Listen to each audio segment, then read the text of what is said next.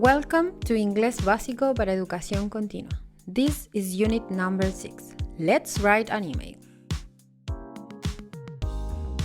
In this unit, we will review contents related to how to write an email. We will review general tips. We will also introduce the structure of a formal email. We'll focus on the various components of a formal business email. Finally, we will identify the concept of netiquette, and we'll review the set of rules that establishes. Let's begin.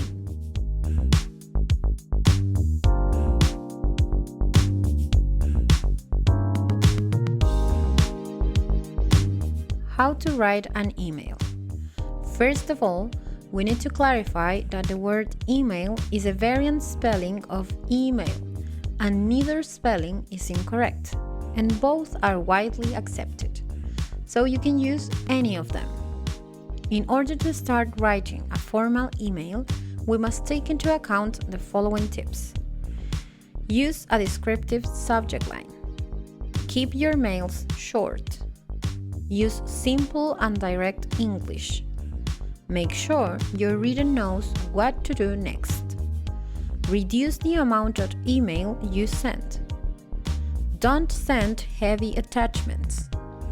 Be careful what you write in your email and check your email before you send it. Structure of a formal email. To start with, the email address that you send the message is called receiver, which makes the sender the person who originates the message. The subject line refers to the content of the message. The salutation is a greeting and varies depending on the receiver. Sometimes there's an opening statement at the beginning of the message, and the main part is called body. The concluding line or closing statement are used at the end of the message. Complementary clause is a term inserted prior your signature. The signature includes personal and contact information.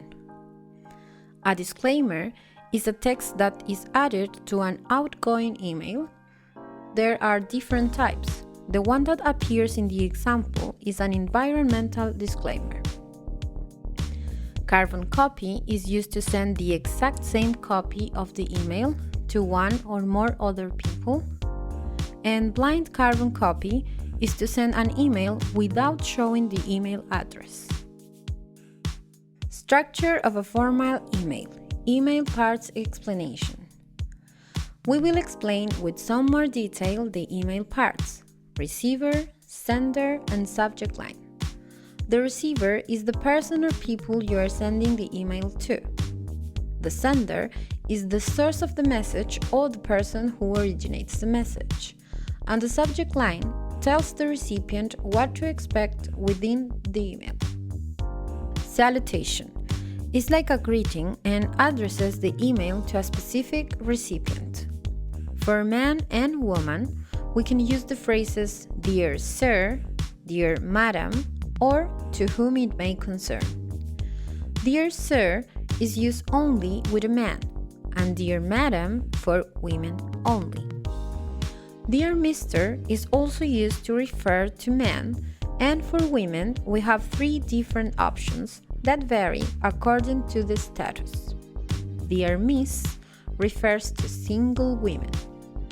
"Dear Mrs." to married women, and "Dear Miss" just to a woman.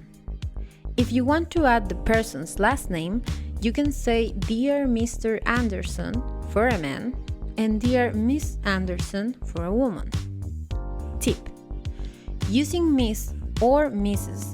to address a woman is not appropriate, as you don't know whether she's married or not. That's why the best option is to use "Dear Miss" when writing to a woman. Content body is the main part of an email message.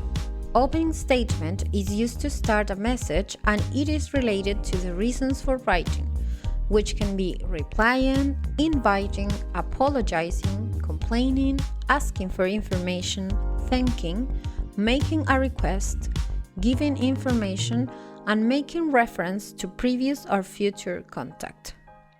Closing statement, on the other hand, is used at the end of the message. For example, when you clarify something, when a reply is expected, or when you need help.